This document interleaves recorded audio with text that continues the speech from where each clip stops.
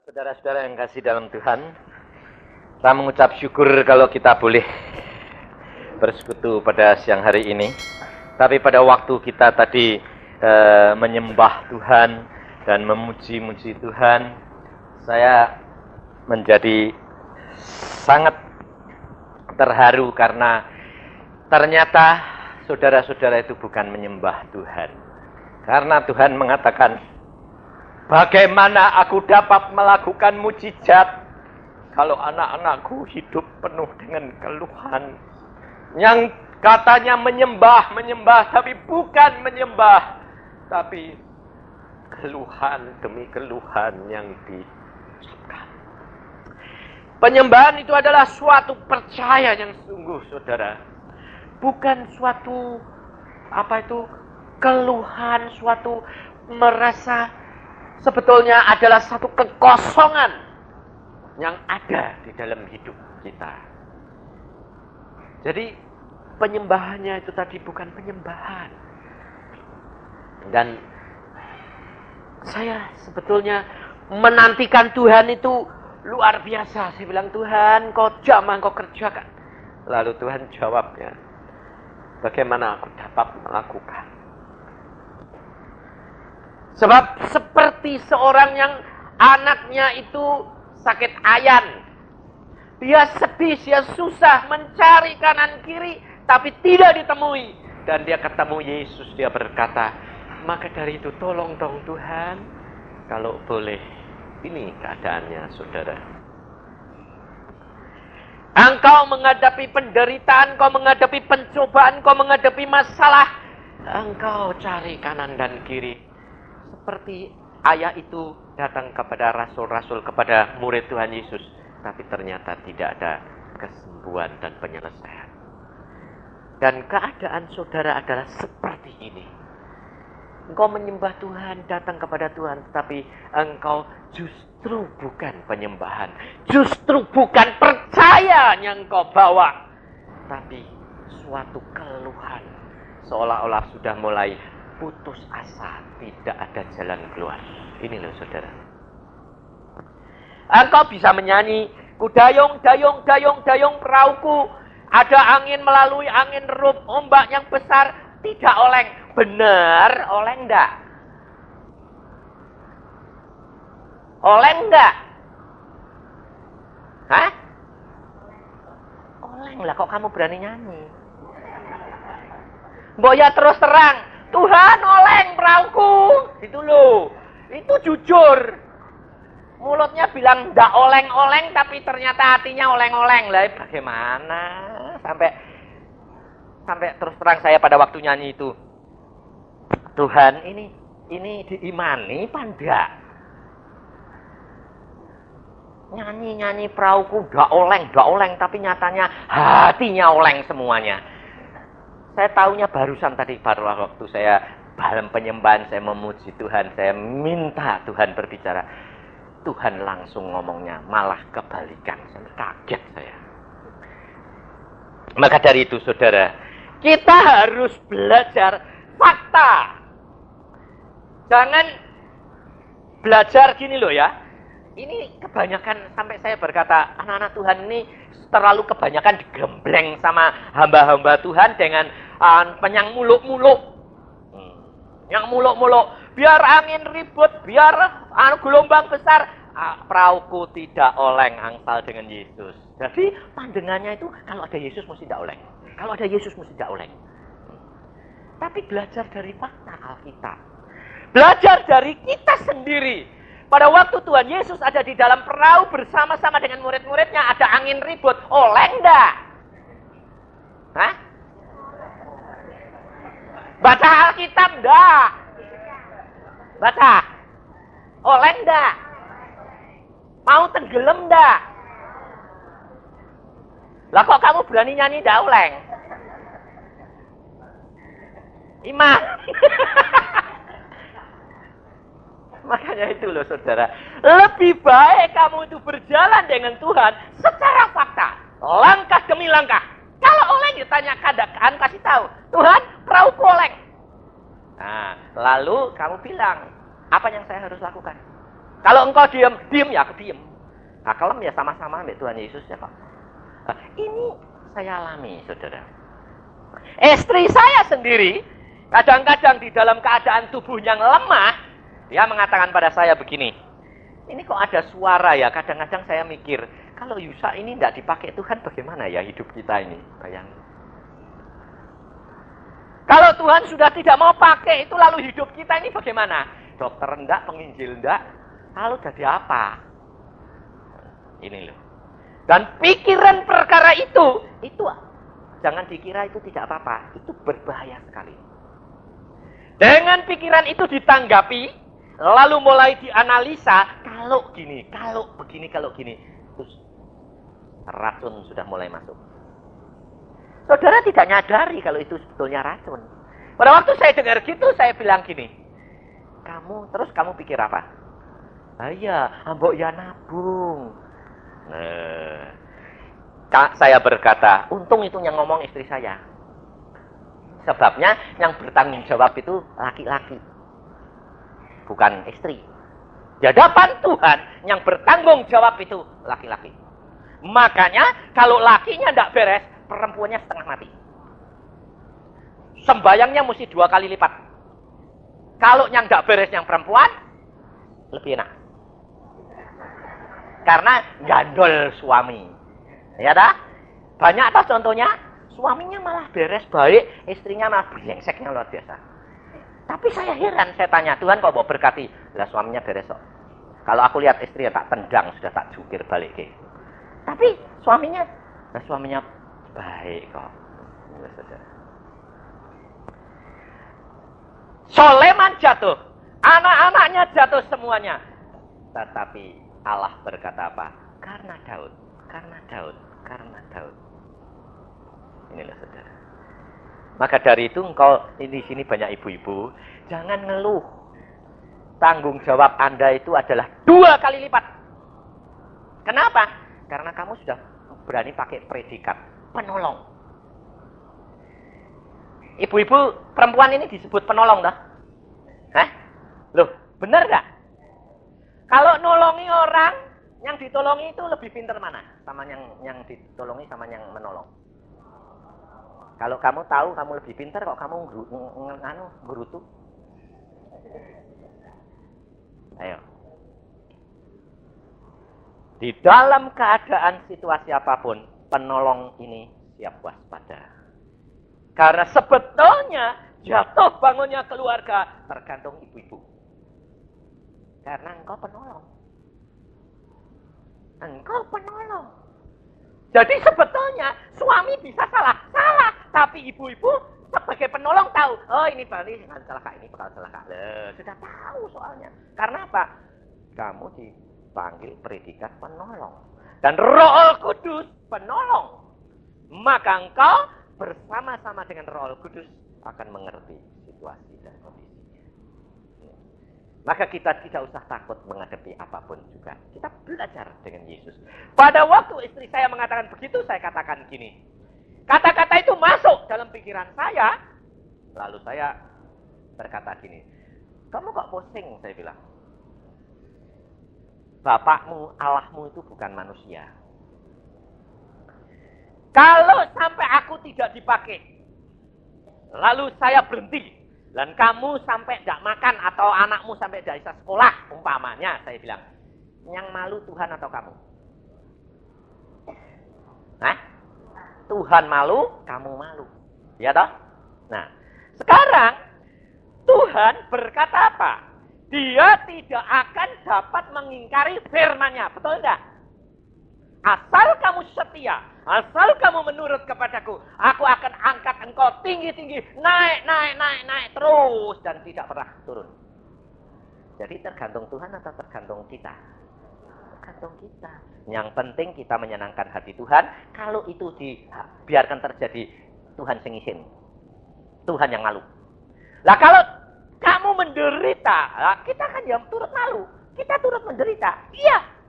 Tapi kalau kita menderita karena Kristus, Alkitab berkata, Tuhan Yesus berkata, berbahagialah kamu kalau engkau menderita karena aku, karena upahmu besar di surga.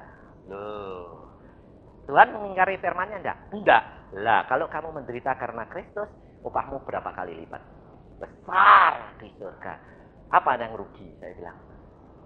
Untung terus turut Yesus. Wong kita itu anak-anak Yesus tuh untung terus kok enggak pernah rugi kok, saya bilang. Nah, ya lah aku punya pikiran gitu. Tolak. Jangan mau berpikir negatif. Sebab demikian kamu berpikir, iya ya, umpamanya gitu. Lalu terus kamu bilang, ya sekarang mulai nabung, hidup irit. Itu kurang percaya.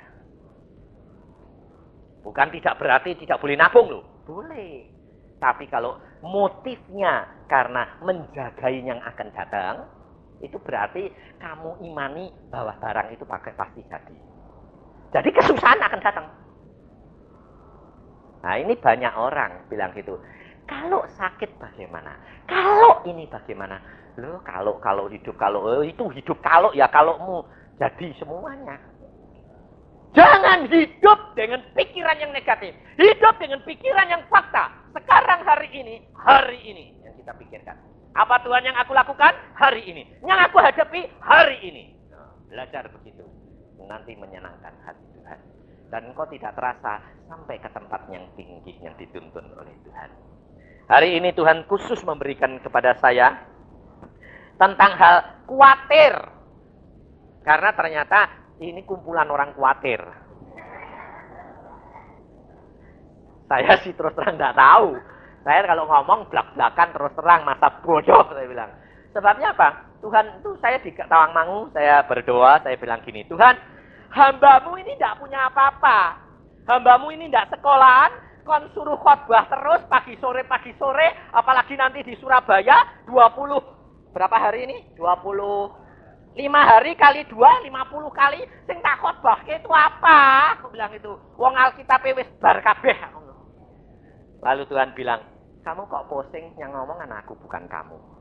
Lah bagaimana caranya? Ya sudah. Terus Tuhan bilang gini, "Tuh, ada kertas, ambilin." Nah, saya ngambil kertas. Ambil pen, ya. Sudah, kamu gambar saja. Aku gambar apa? Lah saya suka kamu gambar apa? Lah jadi tangan saya ini gambar, wah oret-oretan, pokoknya gambar apa ya? Ya sudahlah. Pokoknya Tuhan Roh Kudus pimpin tanganku sih, gambar apa ini? Rak.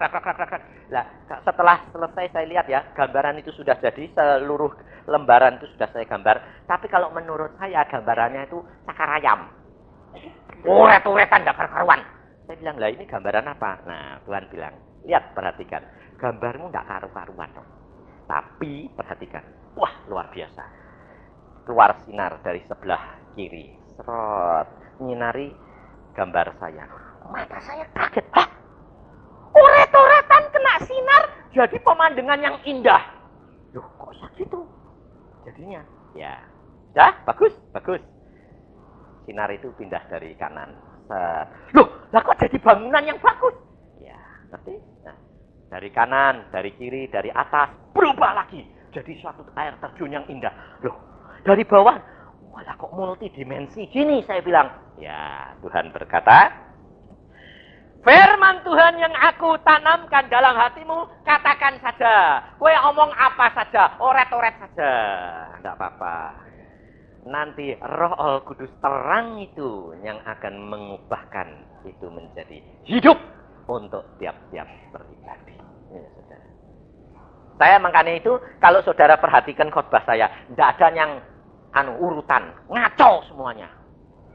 Dari kanan kiri, belakang saya bilang ini khotbah apa? Terang jelas khotbahnya orang tidak pelajaran teologi ini. Memang kacau semua, ya dah. Nah, memang tidak pernah sekolah kok, saya bilang. Tapi Tuhan berkata, biarin. Yang penting tiap orang yang dengar itu dia dapat sendiri-sendiri. Saya bilang, puji Tuhan. Pokoknya saya menyenangkan hatimu ya Tuhan. Iya, yang penting itu. Ini loh saudara. Hidup dengan Tuhan, tidak usah takut. Di dalam keadaan kamu takut, dia datang berbicara. Kalau dia tidak berbicara kepada kamu, tandanya bahwa engkau sanggup untuk mengatasi sendiri. Tapi saudara malah bingung. Mana Tuhan kok tidak ngomong sama aku? Mana? Loh, itu tandanya orang nggak percaya. Belajar dari Alkitab. Kapan Tuhan Yesus Allah itu berbicara kepada bangsa Israel? Kalau dia kejepit toh? Iya enggak? Dia Gideon didatangi, ya pahlawan yang perkasa, lepaskan bangsa Israel. Bangsa Israel disengsarakan, Samson keluar, Yefta keluar, semuanya. Tapi kalau bangsa Israel dalam saat yang tenang, ada pahlawannya enggak? Enggak ada. Kenapa? Karena Allah tahu engkau sanggup, itu bagianmu sendiri. Pada waktu murid-murid nyebrang Danau Galilea, tenang itu. Pada waktu tenang, Yesus datangi enggak? Pada waktu Tuhan Yesus di atas bukit berdoa, diam. Tapi pada waktu mulai pacar Yesus berjalan, angin ribut mulai datang, Yesus sudah tahu. Yesus datang tepat waktunya. Ini loh saudara. Itu yang dikehendaki Allah, bahwa engkau harus percaya. Maka segala perkara engkau cakap untuk mengatasinya. Karena Tuhan berkata, segala perkara boleh terjadi bagi orang yang percaya. Kok pusing-pusing kenapa sih? Gampang tinggal percaya saja, kok susah. Makanya itu kita belajar. Di dalam Matius pasal yang ke-7, ya, ini ternyata mengandung pelajaran lagi. Padahal ini khotbahnya sudah bolak-balik ini. Sudah ribuan kali ini orang. Hamba Tuhan semua membicarakan tentang hal kekhawatiran ini. Nah, tapi saya ya tidak peduli. Orang seneng, tidak seneng, bosen, tidak bosen. Saya tidak masalah saya kok. Saya kan hamba Tuhan cuma dikasih tahu. Kasih tahu ini kumpulan orang khawatir ini. Ya, saya kasih tahu. Saya tidak peduli. Peduli amat. Hanya kumpulan orang khawatir kan tidak termasuk saya.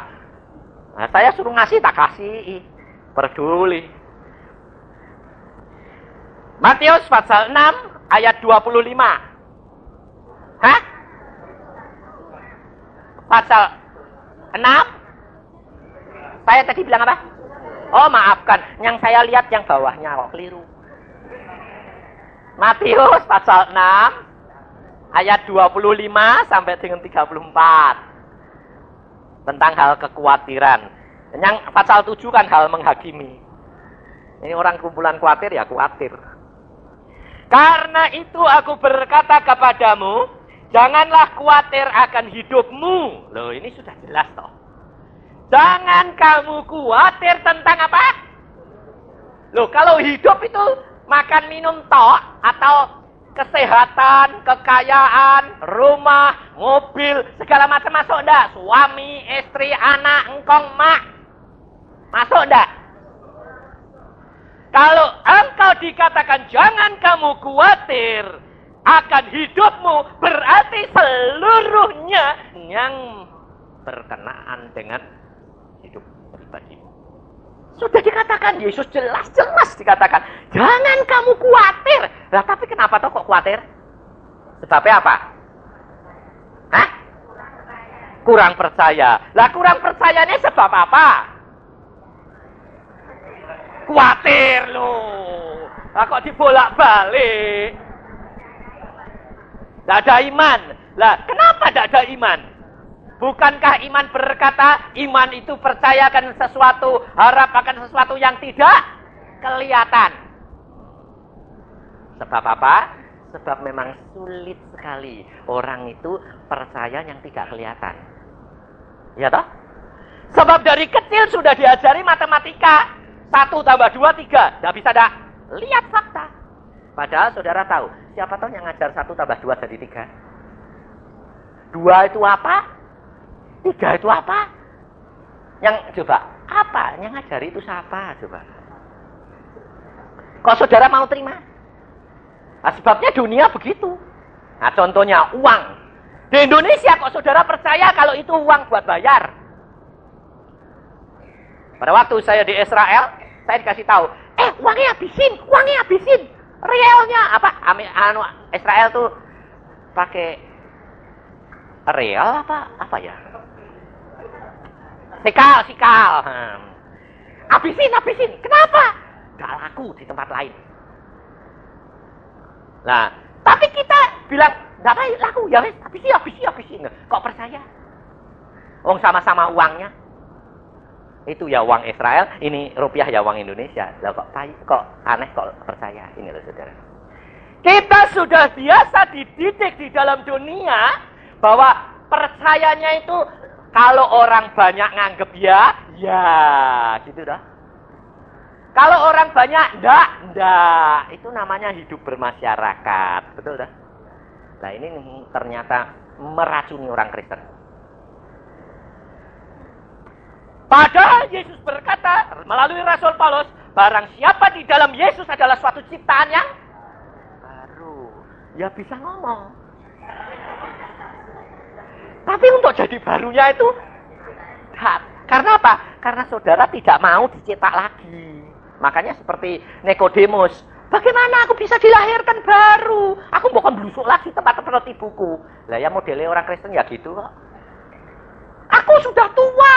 Makanya pada waktu saya di Solo, saya di cerita sama Pak Agung mengatakan gini, orang tua-tua itu yang sudah jompo, sudah 60, 70 itu, ternyata tidak bisa dikasih tahu tuh. Tidak bisa dikasih tahu. Orang tambah tua itu tambah cerewetnya luar biasa. Loh, itu laki atau perempuan? Yang perempuan yang lebih-lebihnya.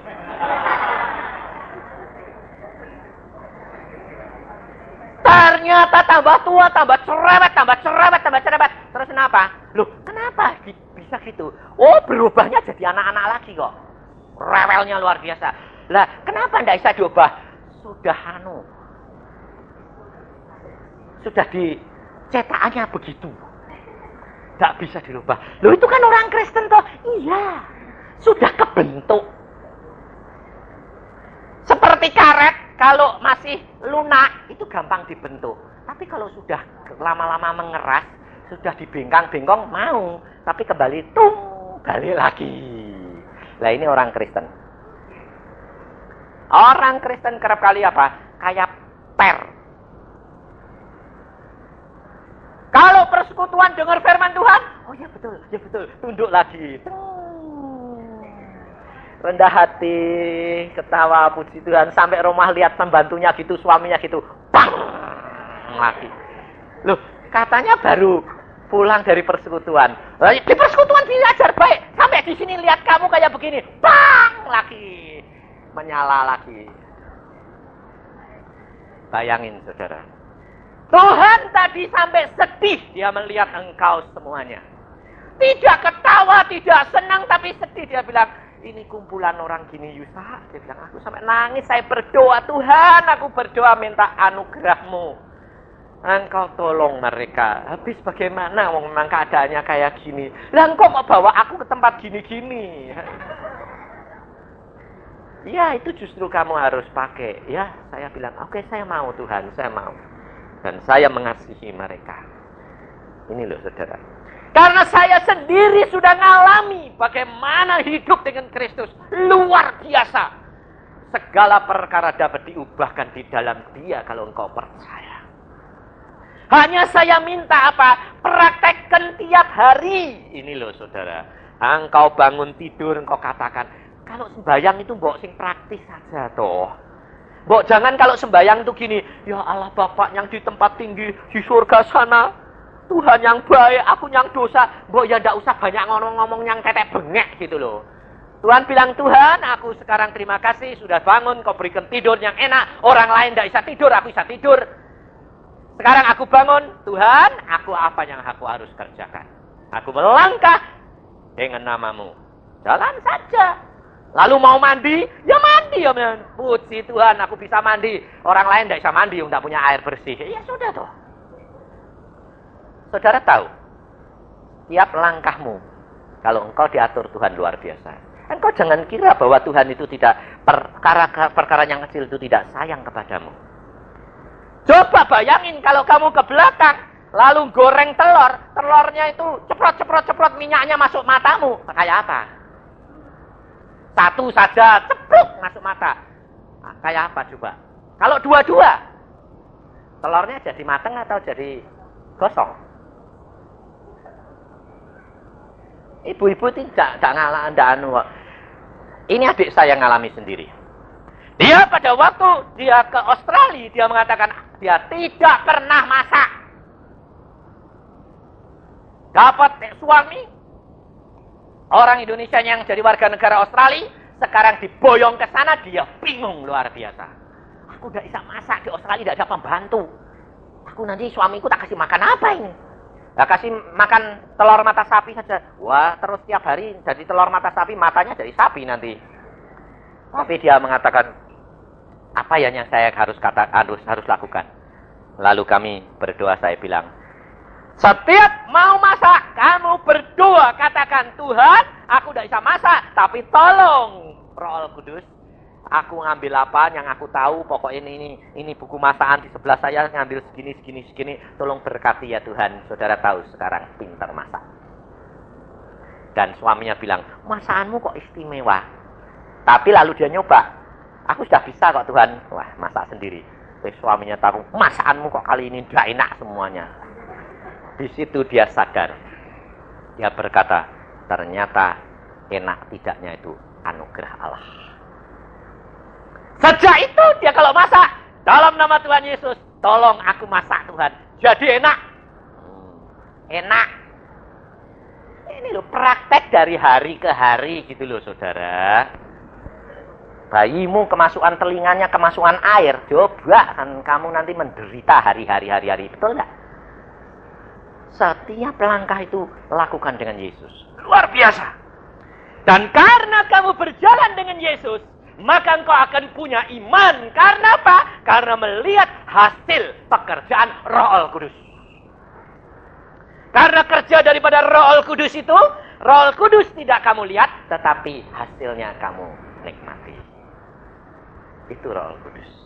Maka dari itu kita harus belajar firman Tuhan. Kemarin ada yang saksi, saya sudah ketakutan. Wadah polisi zebra mau ditilang lagi. Tapi ibu itu bilang, saya berdoa, kok ya polisinya bisa tidak meriksa ya. Lah, kayak begitu itu loh, dialami. Di Bandung juga gitu, anak saya suka saya katakan, Imani, segala perkara berjalan dengan Tuhan. Gitu. Dia kalau tidak bawa SIM, lupa. Dia bilang, Tuhan aku lupa bawa SIM ini. Tadi sekolah cepat-cepat. Iya, makanya lain kali harus jangan cepat-cepat.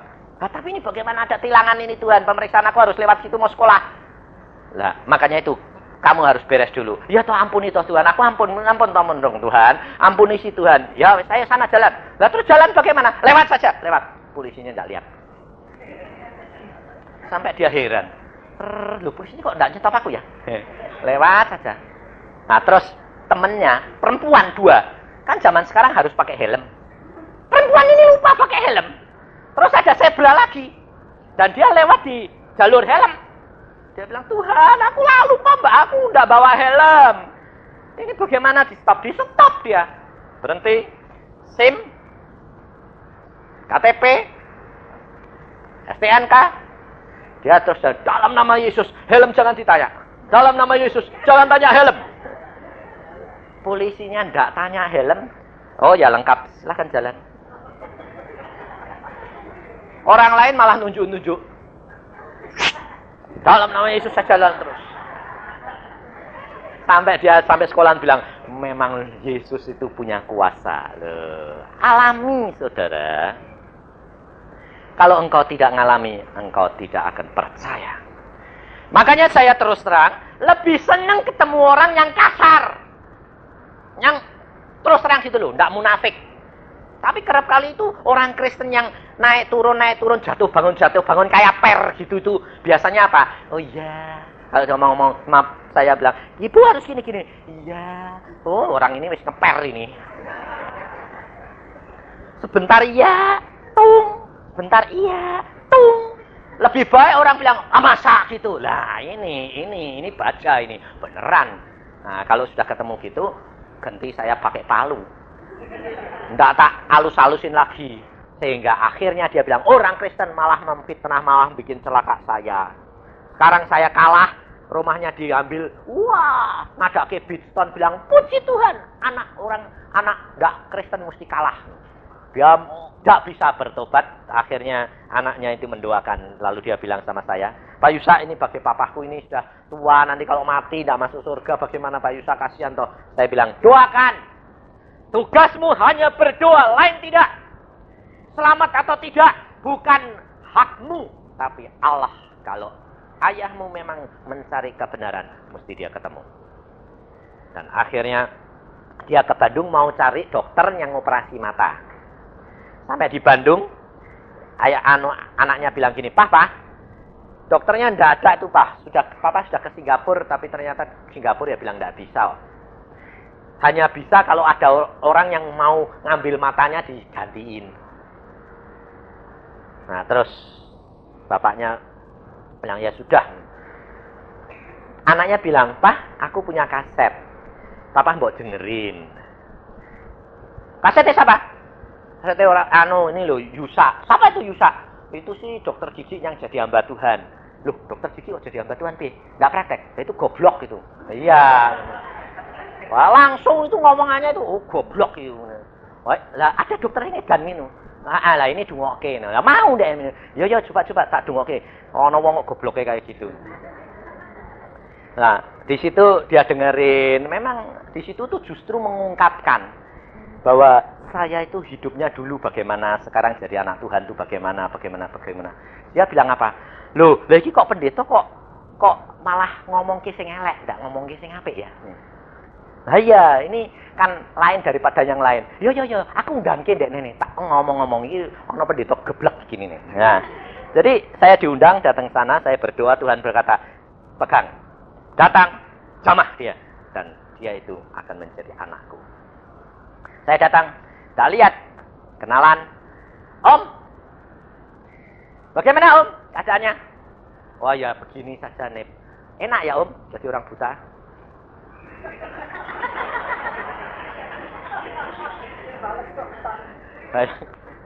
Bayangin, itu enggak nyelekit. Wah, tak enak nih. Wah, tak bisa lihat gini-gini. Wah, lah ya. Om, kenapa Om tidak mau jadi orang Kristen? Ah, orang Kristen jelek. Iya, karena Om baik, saya bilang. Kalau Om orang jelek, Om jadi orang Kristen. Terus dia bilang, saya tuh sebetulnya cari kebenaran. Iya, mesti ketemu Yesus.